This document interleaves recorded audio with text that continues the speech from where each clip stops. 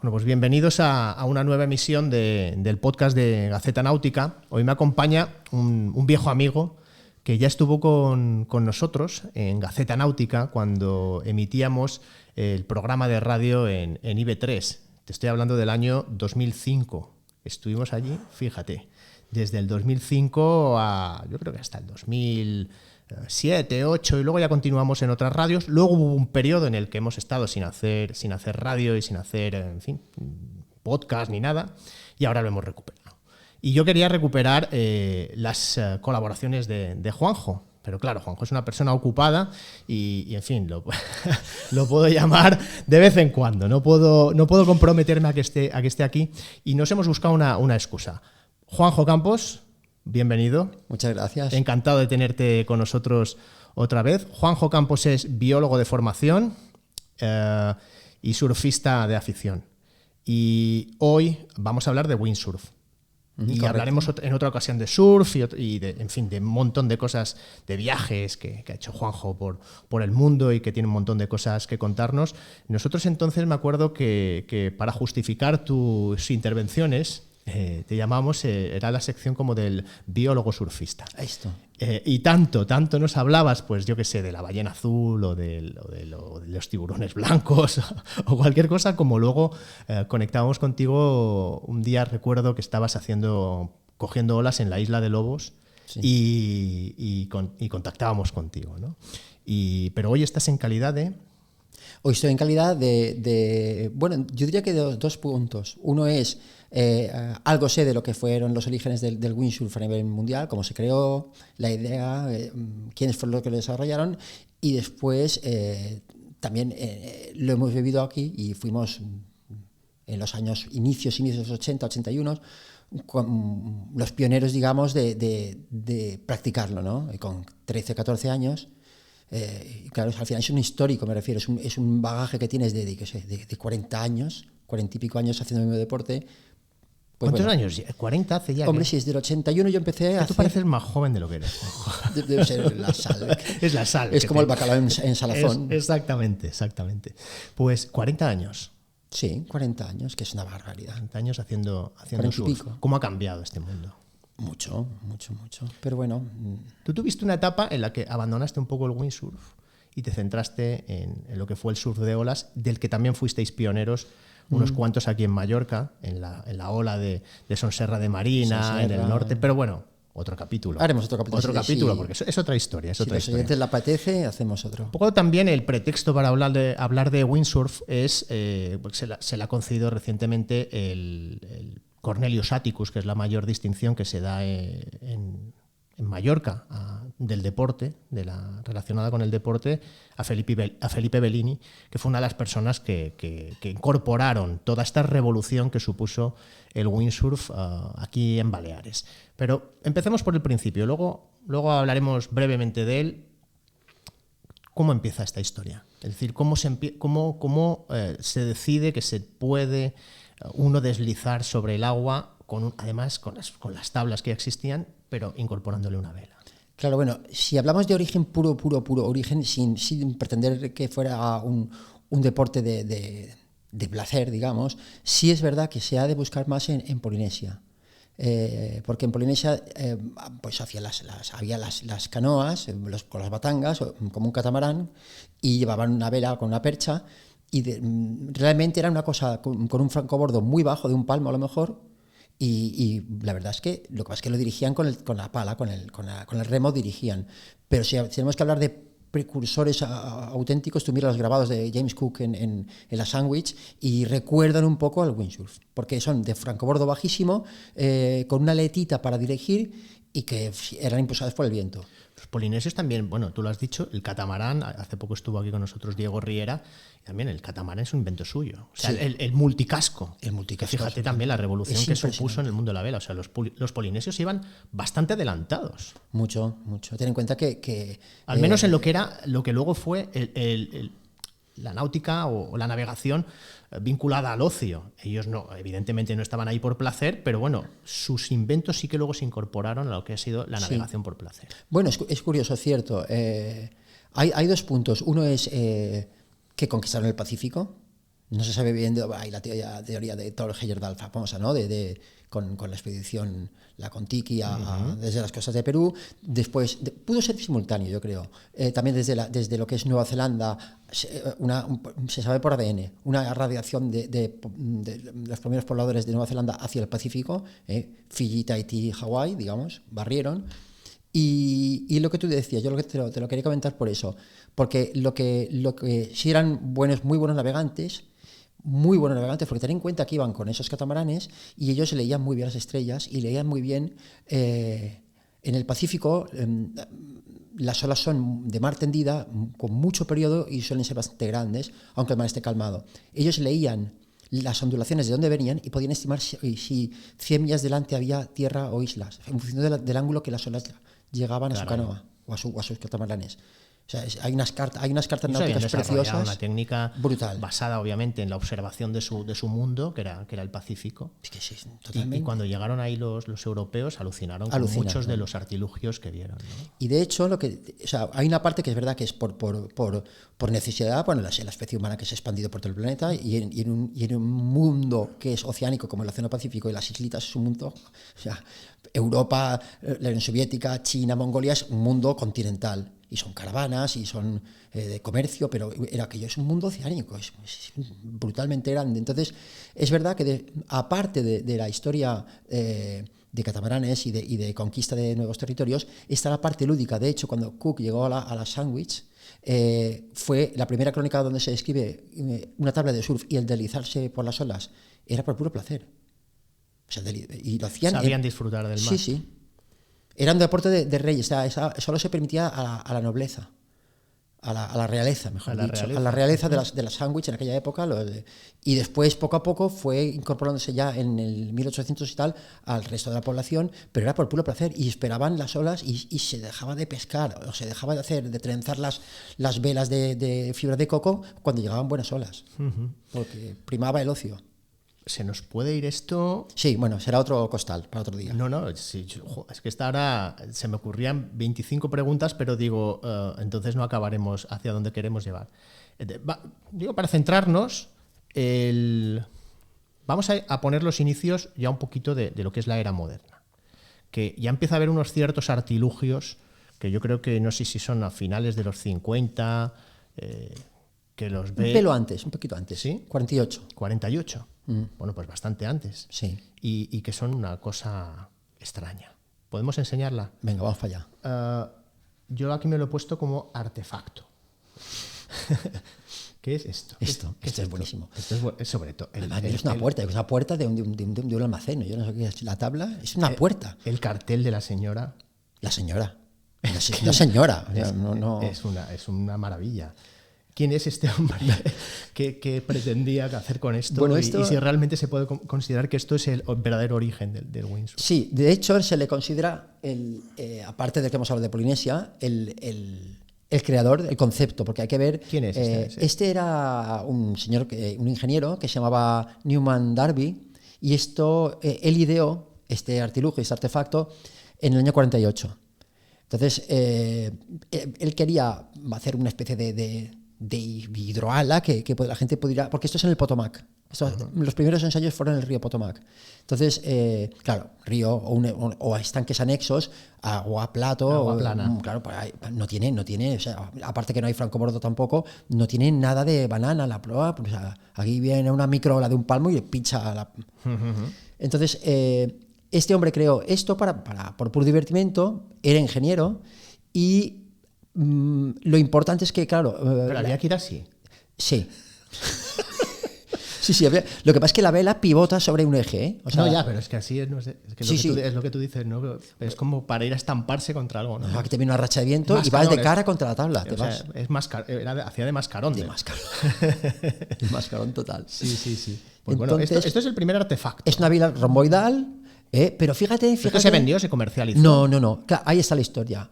Que a Newman Darby se le considera, es verdad, está reconocido como el inventor. Pero la cosa no medró, le faltaba pulir porque esto no es cómodo. No. Entonces la cosa, pues bueno, pues seguro que inventó después, igual yo qué sé, un retrete, que es los inventores, ¿no? Sí. Entonces no medró el tema y tenemos que esperar hasta el año 66. Y en el año 66, ¿qué ocurre? En el año 66... O sea, el windsurf como tal, ya sabemos que hubo, en fin, hemos contado la historia de los polinesios, que ya habían desarrollado un poco primero la náutica como disfrute, la náutica para deslizarse, planear olas. Y luego este señor, hemos pegado un salto gigantesco en el tiempo, llegamos a este señor que hace ese primer artefacto o artilugio que no se puede comercializar porque, en fin, no se acaba de desarrollar. ¿Qué ocurre en el 66? Vale, en el 66 fue en California, ya pegamos el salto a California y contextualicemos la época, ¿no? Años 60, era un ingeniero, Jim Drake, que es un ingeniero aeronáutico. Como muchos, esto es bonito porque hay que ver, en aquella época era de plena expansión creativa en ese sentido, ¿no? Este señor, ¿no? Es este señor, exacto. Este señor era ingeniero aeronáutico del Jet Propulsion Laboratory en Los Ángeles y surfista. Es que, claro, tienes el océano delante allí y era surfista. Es muy normal que allí gente de todo tipo y condición y profesión practique el surf ya desde hace 100 años. Empezó en 1920 en California más o menos y entonces, ¿qué pasa? Que le da una vuelta de tuerca a lo que había creado Darby 20 años antes, ¿no? Básicamente, porque la gran invención de Darby fue que era para ir de pie, vas de pie. No hay otra embarcación que vayas de pie. Efectivamente. Ahí también Darby, en ese sentido, sí que introdujo un elemento sustancial novísimo. Del windsurf. Introdujo también Darby la vela pivotante. Eso es una vela que se une a la tabla con una junta, como para decirlo rápido, que como puede ir en un quitavueltas. dirección. Exacto. O sea, puede recorrer 360 grados. 360 grados e inclinarse y tumbarse y irse al agua, como la vela de Darby. Pero la de Darby no funcionaba. ¿Y en qué se basa este hombre? En un aparejo existente. Claro, se basa en un aparejo existente que ya existía y sobre todo, la vela es una vela bermudiana al fin y al cabo, triangular de toda la vida. Eso no inventó nada que no estuviera. Y lo que hizo fue incorporar un wishbone que llaman ellos, la botavara. Esto es importante. Exacto, ahí está. Si nos vamos al mástil de proa y vemos una vela, si le damos la vuelta a esa vela, tenemos una vela de windsurf. Alucinante. O sea, esta foto es brutal. Entonces, coge el wishbone y le da la vuelta. Le da la vuelta. Y fija lo que es el puño de Amura. Que en este caso abajo, sería la parte de arriba. La perilla del mástil. Exacto. La fija a la tabla. Y ya no es una tabla que parece una puerta de armario, sino que la fija a una... Claro, ahí está.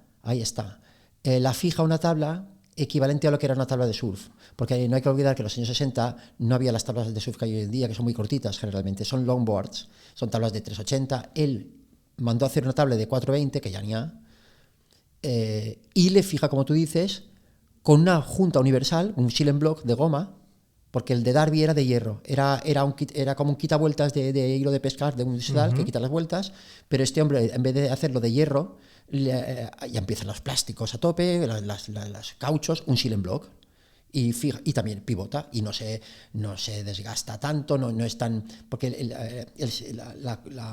el quitavueltas de Darby, al ser hierro con hierro, pues, aunque fuera inox, se oxida, te metes un golpe con el pie descalzo, te baldas el pie.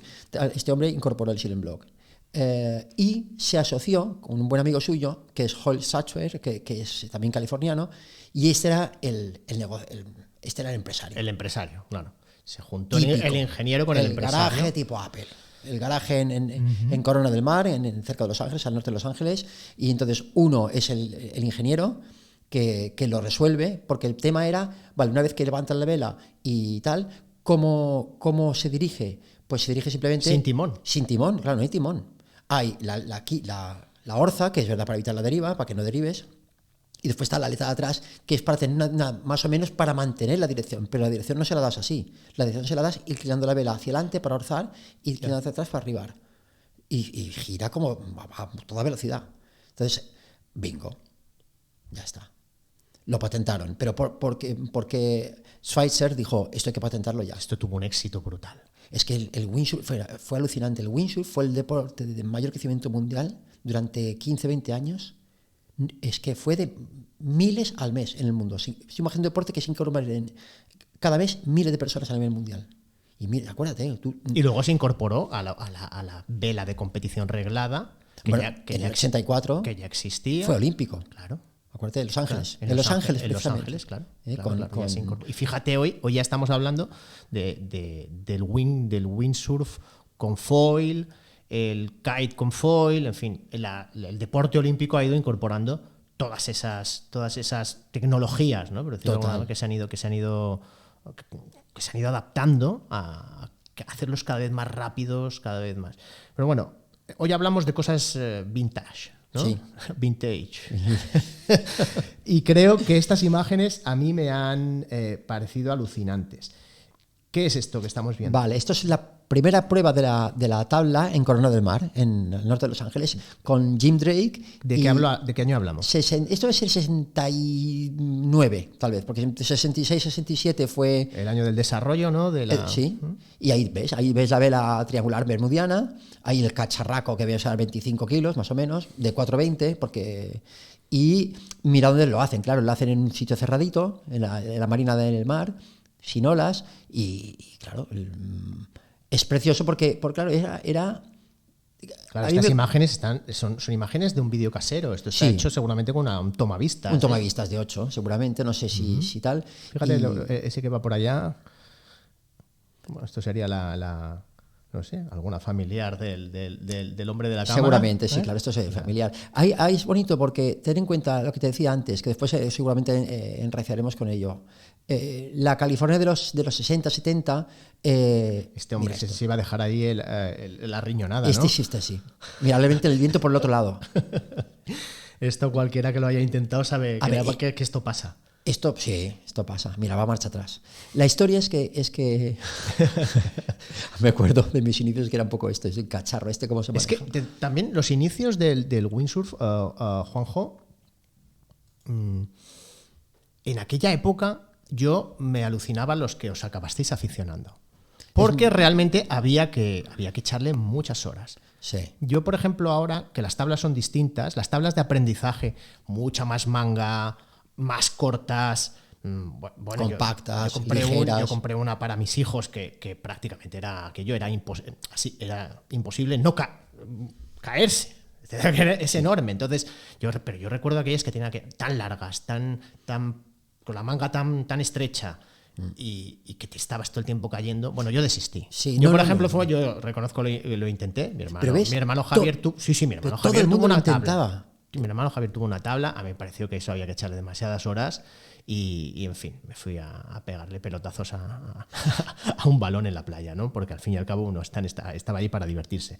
Pero ha cambiado mucho eso. Y realmente a los que os aficionasteis y acabasteis dominando aquellos toros desbocados, ¿no? Aquellos caballos desbocados, yo os admiraba porque decía, esto es muy difícil, requiere muchas horas. Y luego ya os abrió un mundo, ¿no? Porque el windsurf tiene todo esto que hemos explicado, digamos, la tecnología, la aplicación de una nueva manera de entender la navegación, pero luego es casi una forma de vida. Yo creo que luego creabais como una hermandad entre los surfers.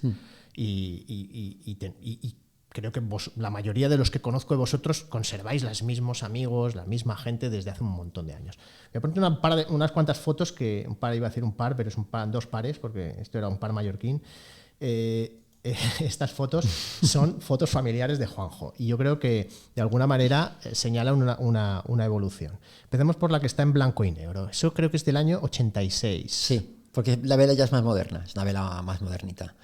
¿Cuál es más antigua de todas estas? Abajo a la izquierda. Abajo a la izquierda, pero ese no eres tú. No, ese es Juanjo Momesón. Que es... Muy buen amigo mío. De la época.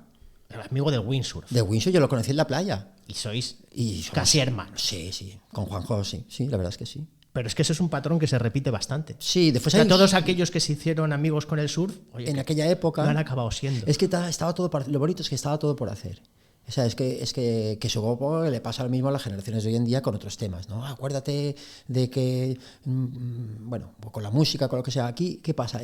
Pasas de estas tablas a Es que le metíamos cinchas para cogerlas con los pies. O sea, las tablas las modificaban, las botavaras. Todo eso hoy en día ya está dado y lo puedes comprar en las tiendas, dado de hecho. Pero en aquella época era muy... además, las sensaciones que producía... digamos que ya hacíais cosas virgueras. Sí, Juanjo ya se ponía la tabla de canto. Sí, Juanjo está pone la tabla de canto. En la primera, que es en blanco y negro, aunque sea en blanco y negro, no es la más antigua. Eso es a correr. ¿Sabes qué pasa? Que la tabla de windsurf... ¿Eso dónde es? Esto es en Alemania, a la altura de... Sí, esto es más o menos, porque nos reuníamos en aquella época en el Hotel Acapulco. O sea, en la playa de Palma. En la playa de Palma. Sí, esto es a la altura del Hotel Acapulco. Buen viento, con un poniente, un suroeste de 20 nudos. Iba ahí con unos 4 metros. La siguiente que... Es más antiguo, eso debe ser... Eso es Campastilla. Eso es Campastilla me llegando... Suena, pues lo parece así, sí. No estoy seguro tampoco. Eso debe ser también el 84, 85... Y bueno, ¿Tú ves diferencia entre esas dos velas? ¿Entre cuáles? Entre la de la blanco y negro y la del margen superior derecho. No. Eso es más o menos la misma época. Misma época, diría, sí. Sí. Abajo estoy con una tabla... Aquí se hacían tablas de windsurf muy buenas. Las Victors, eran unas tablas custom hechas de resina, fibra de vidrio y styrofoam. La espuma, el corazón... Era una especie de poliespan, pero era de alta densidad y de muy poco peso, y que si tenías un golpe en la tabla no chupaba agua, siempre para aislamientos. Y los hacía muy, muy, muy bien. Y la última foto, abajo de todo... La evolución, ¿no? Volando, que esta foto es tuya... un mes y medio. Un mes y medio, esto es ahora. Pero fíjate... ¿El material es lo último de lo último o no necesariamente, aunque sea la foto de hace un mes? No, es lo último. O sea, carbono, Kevlar, monofilm... Pero fíjate que en esencia... Pero ese es el windsurf clásico, hoy en día, porque... Sí, es que, a ver, bueno, tú lo sabes, hay unas modalidades, está el Fórmula, la RX, me parece que se llama, son tablas, después está el sí, hay diferentes, slalom. Pero me refiero al decir clásico que no, o sea, no se utiliza foil, no incorpora lo último de lo último, no, sino que es el windsurf de toda la vida. De toda la vida, pero lo que... ¿Que se sigue practicando o está quedando un poco apartado por el... Se sigue practicando. Hablamos hace poco también del wingfoil, que es ese artilugio que también es como una tabla muy pequeñita, con una vela que no va anclada. No. Que es como una especie de cometa que aguantas, ¿no? Exacto. Y ¿todo eso está desplazando el windsurf clásico o la gente sigue practicando? No, a ver, lo que desplazó a tope el windsurf clásico fue los 2000 es el kite, que es la tabla con la cometa ahí cogida con unas líneas de Dinema. Y eso desplazó mucho. Y de hecho, muchos amigos míos, que todos hemos empezado en los años 80, en los 2000, 2001, 2002, el 60% fácil, o el 70% se pasó al kite. Y quedamos algunos que hacíamos mucho windsurf igual, ¿no? ¿Y a ti qué te gusta más? A mí me gusta el windsurf y el surf. Probé kite, no sé, 2, 3, 4 veces en los 2000 y arranqué y tal, pero era otro juguete más. Además, el rango de viento que coges con un kite es amplísimo. O sea, con un windsurf... Con el kite coges el viento muy arriba, además. Muy arriba. Y ahí siempre hay más. Y es una vela portante, además. Y está en una línea de 30 metros de altura, 25-30 metros de altura de línea. El viento limpio, un cañón. Y tú vas con... O sea, es como un spinnaker. Es toda pura potencia. Lo que pasa es que se ha pulido mucho. Al principio era bastante más peligroso porque si soltabas, entrabas en pánico o te venía una racha, soltabas la botavara y aquello se ponía en zona de potencia y te arrastraba. Ahora, hoy en día te sueltas todo y cae. La cometa se arruga con un pañuelo y cae. Pero a ti te sigue gustando más el windsurf. A mí me gusta más el windsurf. ¿Por qué? Porque hay más contacto con él, hay más, es más estresante, es más... Es más violento, es verdad. Yo diría que es más violento, pero no, yo fue una cosa un poco por practicidad y porque ¿qué iba a tener? El windsurf, ahora el kite, te centraste... y no es barato encima. No. Entonces me centré y tal, y es verdad que lo desplazó mucho. Pero ha vuelto. Ha vuelto, porque hay muchas más modalidades, pero ahora el wing como tú bien dices, con la eso ahora va a desplazar al kite. Está desplazando ya al kite y al windsurf. ¿Es más barato eso? No. ¿Es más fácil? Sí. Que el windsurf es lo más difícil. El windsurf es lo más asegurar. Es más fácil el kite. Sí. ¿Y el wingfoil? Parecido ¿Fácil? al kite. Fácil no parece. No, el wing lo que es complicado es elevar la tabla sobre el agua con el foil, con el hidroala. Una vez que la has elevado, es una risa. O sea, tienes que luchar, tal, pero bueno, es una risa. Pero elevarlo, yo lo he probado un par de veces y como cuando empezaba con el windsurf, que suples la técnica con fuerza, haciendo barbaridades. Pero hablando con un clásico también de la época, con Juan Tomás, sí. Con Juan Tomás Verdera, él me dijo, yo tengo el windsurf normal, para cuando hay mucha rasca, y salgo a... Y luego, si hay poquito viento, lo tengo con un foil, porque con eso ya... Pero el windsurf. El mismo windsurf. Es que lo bonito de esto es que... ¿Tú le has puesto foil a alguna de las tuyas? No, aún no, pero es que no sé qué hacer aún. No sé si hacer esto que tú dices, que ha hecho Juan Tomás. Claro, cuando hay poco viento, siempre... o pasar al wing. O sea, mantenerme el windsurf y pasar al wing, porque... El problema es que hay que trabajar también. Porque si tú dices, voy a hacer... bueno, son cosas que pasan hay notificaciones que envía el ordenador, que no sé quitarlas. Tú dices, bueno, voy a hacer... Lo dejo todo porque hay viento, que son unos días al año, una serie de días al año, pero si lo dejas todo cuando hay viento y cuando no lo hay, al final, cuando trabajas, al final no puede ser esto. No puede ser. Hay que... No, lo has definido muy bien, claro, ¿verdad? No. En algún momento tendrás que dejar de hacer surf. En algún momento, entonces sí. Para pagar los artilugios del surf, que son... Exacto. Que bueno, que en fin, son caros. Sí. A ver, Depende, bueno, a ver, no. Nivel al que tú puedes tener practicarlo. un equipo de windsurf muy, muy bueno, nuevo, estoy hablando de nuevo, porque de segunda mano ya estamos hablando de la mitad de precio o menos, pero nuevo por 1.000 euros, pero muy decente, ¿eh? ¿Ah, sí? Sí, muy decente. Caray, tampoco está mal. No, yo me acuerdo, de jovencito había tabla, ya Mistral, acordaos de la marca Mistral, F2, esas marcas que fueron muy punteras en aquella época. Yo aún guardo revistas de esa época, de los años 80, y con una gacetilla con el listado de precios. La Mistral Panam del año 81 costaba 199.000 pesetas. Caramba.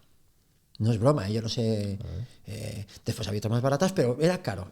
Hoy se ha estabilizado. Y también el wing es caro. O sea, sí. El wing ahora es más caro que el windsurf. Los vicios van a ser caros. Los vicios van a ser caros. Sí, Porque si no son vicios. Exacto. Te voy a poner una... A ver si la tengo. Aquí una imagen. Teníamos los 80. Vale, este señor. Hombre. Este señor es Felipe Bellini. Sí. ¿Qué importancia tuvo en la llegada del...? Clave porque la única referencia de windsurf, de hecho yo cuando me compré la primera tabla me la compré mi padre, aprobé octavo y me dijo, te compro una tabla de segunda mano, y no había.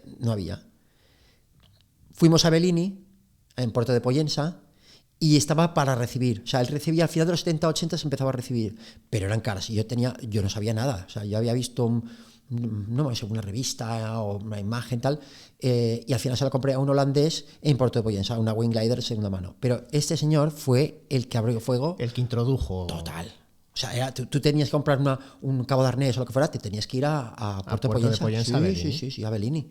Y él tenía también, que fue el que trajo, fue el representante muchos años de Hobbycat. O sea, fue un visionario con eso. Total. Porque fíjate que ha habido artilugios extraños que no han triunfado.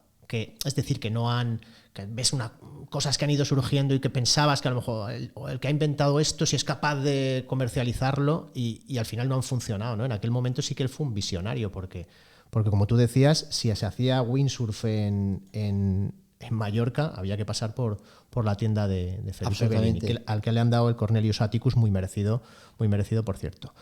Bueno, pues Juanjo, no sé, llevamos casi 30 minutos. Llevamos un buen rato hablando. Podríamos. Imagina que hubiéramos cogido la vía esa de cuando estábamos, de los polinesios, todavía estaríamos. No habríamos llegado. Podemos hacer cualquier podcast sobre descubrimiento del Pacífico. Bueno, y también es la gracia, que una cosa nos lleve a la otra, ¿no?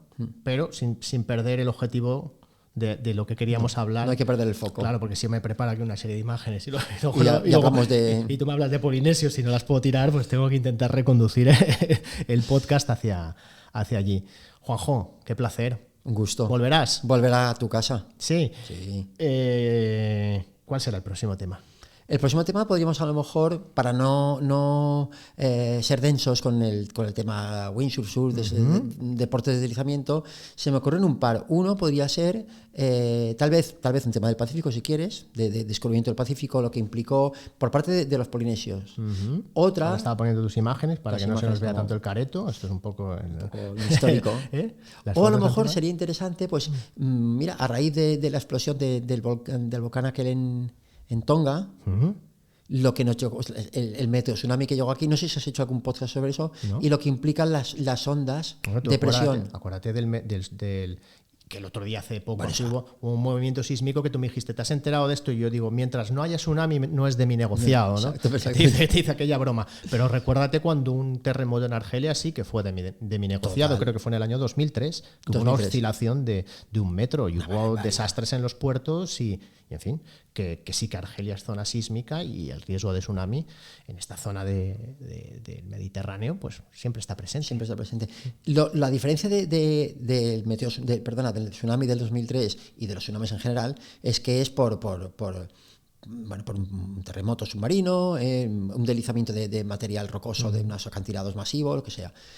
Esto es un meteo tsunami. Eso sí, es una onda de presión. Es una onda de presión. Sería más comparable a lo que produce una risaga. Totalmente. Pues me lo preparo porque hay un tema, puede ser muy interesante más. Lo hemos tenido aquí, o sea, ¿no? Sí, y Mallorca estuvo en el mapa cuando ocurrió lo de Tonga, salieron las noticias que Baleares lo percibió bastante más que el resto de la península. Que sí, así es.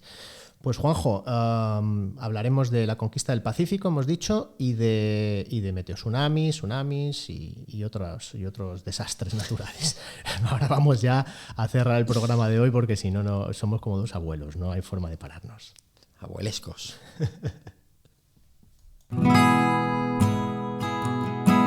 Conéctate al podcast de gacetanautica.es. Gaceta Náutica es radio, es mar.